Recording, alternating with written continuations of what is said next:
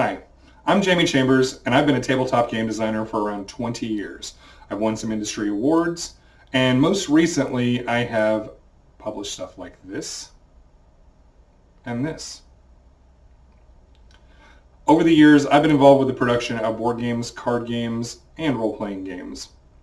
But back in the day, I actually used to get my game on long distance using ancient modems and primitive computers. We had to dial in. It sounded like an old fax machine. Yeah, kind of like this. And with text just barely scrolling across the screen nice and slowly, we still managed to have a blast playing games. But today I'm going to tell you how to use modern tools and technology so you can get your game on while social distancing during this plague in today's Apocalypse Masterclass. Let's get a disclaimer out of the way right off the top. This is an introduction and an overview of this topic. I don't get in-depth at all. You can just listen to the information and do some searching on your own, or check the notes included with this video, and you'll find links to most of the stuff I'm talking about. But again, yeah, this is just a broad strokes version of how to get into gaming from a distance while social distancing. So before we really get going, a few general notes. One is I am recording from home with children, dogs, and utter chaos going on in the world around us, so please forgive any production issues. I'm trying to keep the video and sound as clean as possible. Hopefully you get what I'm trying to say here. In addition, this is the notes about what we're going to do in the actual class itself. So first, I would advise choose tech that works for everyone. So once you know what you want to do and find out who the people you want to play are, find out what technology they have available with. Tablets, laptops, whether they are everything from an Android, Apple, Kindle, and then find out what particular software is available, what everybody wants to do, and whether people want to choose free-only options or whether they want to pay a few bucks. Another thing to note is anytime you're gaming using these online tools, you just need to expect extra time.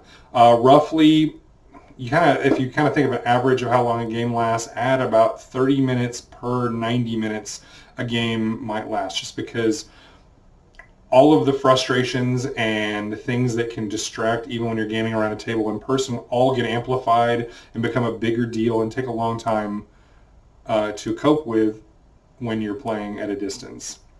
The only other major general suggestion would be none of the things that I'm going to talk about in today's class are mutually exclusive. So you can mix and match.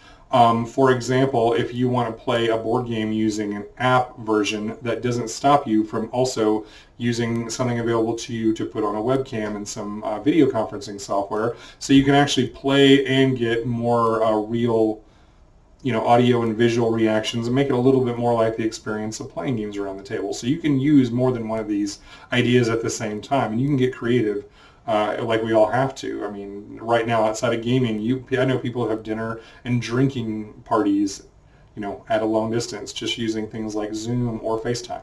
So yeah, just take what I'm giving you here, mix and match, and use it as you will to have fun. So let's get started and get our game on.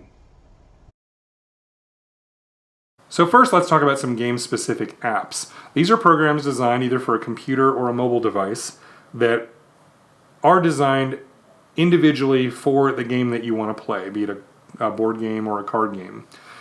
And that's the advantage there, is it has usually integrated tutorials. It has, custom graphics and things that service the playing of that particular game on that device really well. The drawback is there isn't always cross-play, so if somebody has an Android or somebody has an iOS device, then they may not be able to play with each other over the same network.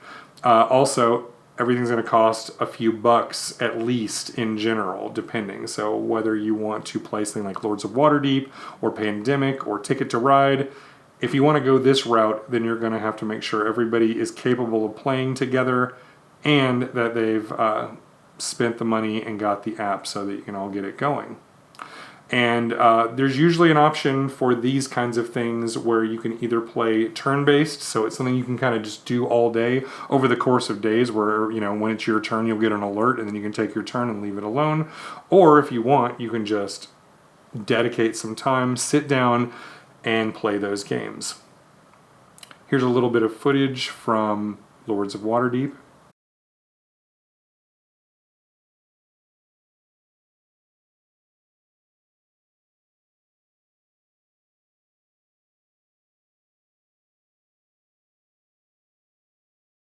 Here's a look at the app for Pandemic.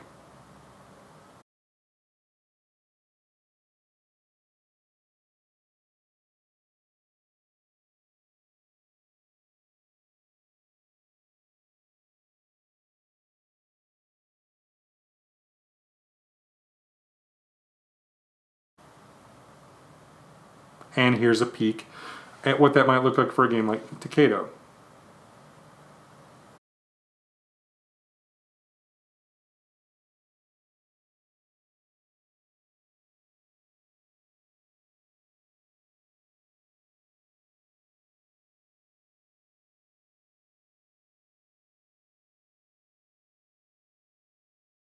This is probably a great solution for you if you're looking to just do this as kind of a one-off thing. But if you're looking to continue or even establish a regular game group, that might not be the best way to go just because it is a new learning curve and a new complete experience every time. It's got the limitations that I mentioned before about having the same type of technology or the same app that everybody's had to purchase. So, you know, your mileage may vary there. One of the simplest ways to get your game on while social distancing is to use video conferencing software. Often this is free, can be found in computers and mobile devices, and can be used for anything from general socializing to playing board games or role-playing games. But there are a few things to consider. Here's a few things to consider when using video conferencing technology to play board games. If multiple groups conferencing in together have copies of the same game, you might want to consider setting up the board in multiple locations and just making sure everything's kind of synced up. Whoever's hosting the game should be the one holding the decks of things like unique cards and showing like limited playing pieces, whereas things are more general or won't affect the game can be just like draw decks or game piece piles anywhere. This is going to be specific to whatever game you're playing. You have to use your best judgment, but it is something to think about, and it's a way to make things easy because everybody can just look down at the board that they've got right in front of them. Next up to consider are the platforms. All of the video conferencing platforms I'm going to talk about are free to use. I'm putting them in alphabetical order even though my preference here is going to come first, and that is going to be Discord. Discord is free. It is ad-free. It's incredibly popular with the tabletop gaming crowd. It allows you the ability to create servers on your end and also host multiple channels within those servers. It has a great looking interface. There's screen sharing built in. It's easy to share files, links, images. It's available on pretty much every platform out there. Android, iOS, Windows, macOS, Linux. Some things could possibly be improved, but it's honestly most gamers' preferred way to go. And if you're a part of the gaming scene at all, everybody talks about Discord, and it's something that I personally need to get more into moving forward. Next up on the list is FaceTime. FaceTime is secure, it's easy to use, it's great looking and sounding, and it's already on every Apple device that you've got, whether it's iOS or macOS. One of the drawbacks, however, is there's no text chat built in and no easy file sharing. Next up on the list is Google Hangouts. It's available on most platforms. Text chat is available. That is archived for later reference, so if you need to go back and check something later, that's kind of cool. You can do screen sharing, you can do file sharing, voice calls. Has great integration with Gmail, Google Drive, Google Calendar, all your Google services. So it's a way you can kind of work everything in. So if you want to schedule your games versus your Google Calendar, there's a way to make that work inside of the Hangout. Next on the list, it's been around for a long time, is Skype, owned by Microsoft. Also available on pretty much every platform. It has text chatting options, screen sharing, file sharing. It integrates to allow for local and domestic and international phone calls, has a shared whiteboard. However, Skype is notorious for video freeze and other bugs, so you gotta watch out for that. Lastly, on our list of free video conferencing services is the darling of social distancing, Zoom. Zoom is free for up to 100 people to be on one call.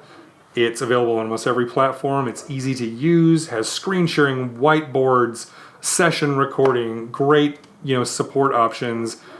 Everybody is already familiar with it right now because it's the thing that lots of people are using to talk to their families. But just so you know, the video can be all over the place in terms of quality. There are security issues, and most importantly, if you're going to play a long game, the free version is limited to 40-minute calls at a time. Otherwise, you got to jump up to a $15 an hour or higher version if you want to have those longer call options. So think about that when you want to look towards Zoom. Next up on our list, let's talk about virtual tabletops. Now, I'm going to divide these into two broad categories. One being for board games and card games, so I'll call them boxed games, and the other specifically designed for role-playing games. Now, you can use things like Tabletop Simulator, which is what I call a box game, to do things like role-playing games, but in the end, the RPG-specific virtual tabletops are much more integrated and designed for that kind of gaming experience, but nothing's stopping you from doing whatever you want to do. So first, let's talk about boxed game virtual tabletops, starting with Board Game Arena. Board Game Arena has a large list of games, simpler interface than some other options, and you can do them as either turn-based or real-time options, so that you can either play as you can, take a turn when you have some time, and then get back to it, or you can sit down and play in real time with your friends. Next up on our list is Tabletop Simulator. Tabletop Simulator was a physics engine designed to recreate the experience of being around a game table and moving the components around with your hands. And by that, it is incredibly flexible, meaning you can even rage quit and flip the table if you get really pissed off. It is very flexible, has a ton of plugins where you can automatically import lots of different games, usually for just a few bucks of DLC. And in doing that, it'll automate certain tasks inside the game, make things easier, offer little tutorials and things like that. Some of the drawbacks involve the ease of use is a little less flexible, and as far as I know, it is only available through Steam. So, however, Steam's a very broad platform, so that's not a big hurdle for most people. Tabletop Simulator, as mentioned before, is used to go beyond board and card games and do lots of other stuff too, including people who play role-playing games because they like that experience of recreating a physical table that everybody can interact with. Next up on our list is Tabletopia. Tabletopia has been around for a long time. It's another virtual tabletop, has a ton of free options to play games, but you can also get subscriptions for premium so that you can get access to other games from contemporary board game publishers. It's got a relatively ease of use. It is a browser-based game, so it's easy for everybody to jump on and play. And last on this list of boxed game virtual tabletops is Yucata, which I'm sure I'm mispronouncing. It is yucata.de. It is a free board game simulator with lots of options and a very robust community, and don't worry, even though don't let the .de thing scare you away. It has a large English-speaking community of players and supporters who will help you out if you're just getting started. And last on our tour of virtual tabletops are those designed specifically for RPGs. And I'm going to focus on what I think are the top three. First on our list is the newcomer called Astral. Astral is trying to set itself apart visually, has lots of animations, environmental effects, automated actions, lots of stock tiles and tokens, and at least from the previews I've seen, looks really good. Unfortunately, if you're looking for built-in support for things like Dungeons & Dragons 5th edition, that's going to be a little bit trickier for you. It's also newer, has a smaller audience, and not as robust a community if you're trying to jump into it. However, I can tell you, just at least from looking at it, looks great. Next up on our list is Fantasy Grounds. Fantasy Grounds has been around a long time, and in fact, I've got a very early version of the software just on a disk in my office. I got it a long ago Gen Con. Fantasy Grounds is very robust because it's been around and developed for such a long time. It's got a free demo version, but you can't really save anything, so it's going to cost you some money to actually get in. One of the advantages is that the game master is hosting the game from his own computer, so that you're not requiring a third-party server that has to be up and running for you to play your game. It's feature-rich. It's got a ton of automation. It integrates, especially if you're playing something like Dungeons & Dragons 5th Edition. The automation makes it so much easier. So it will automatically figure out whether a character hits a monster, automatically apply damage. It'll automatically, figure out what effect applies to who on the battle mat. Things like that, which is pretty cool. And outside of D&D, it's got more officially licensed games than any other platform. But on the downside, you do have to pay for a license just to be a normal user. A lot of the game content is behind a paywall. There is a higher learning curve than some others, and it does require software. So you gotta have like Windows, Mac, Linux, Steam. And also there's the new Unity version, which is still kind of in an open beta, and there is not cross compatibility between the two versions. So you can't have some of your players playing from the Unity side and some from the traditional Fantasy Grounds package. So it does offer some challenges there, but if everybody's gonna dive in at the same time, you can all just make sure you're getting the same version and you're good to go. And last on our list of virtual tabletops is Roll20. Roll20 is free to play. It is the most popular out there, which also means it has a huge, robust community that is generally all about helping people get into games. There's plugins for tons of published games, including Dungeons & Dragons 5th Edition, the most popular out there. It's got a lower learning curve than some other options, and again, that community is really helpful when you're just getting started. There are lots of features. Storage space and other stuff is locked behind a paywall along with other content. There's fewer bells and whistles than something like Fantasy Grounds, and everything is hosted on the Roll20 servers. And even though they have a really good track record for being up almost all the time, you are still dependent on them. You could be in the middle of a game, and if something happened, like if they had a server issue or got a DDoS attack, suddenly your game is down. But to be fair, that is an incredibly rare thing. They've been really good at having nearly 100% uptime. And that ought to do it for our Apocalypse Masterclass, giving an overview on how to game while social distancing. I'm Jamie Chambers. You can find me on social media, on Twitter at Jamie1KM, Facebook, Dice and Pen, or you can support me on Patreon at Jamie Chambers. In the meantime, everybody have fun, game on, stay safe, and wash your hands.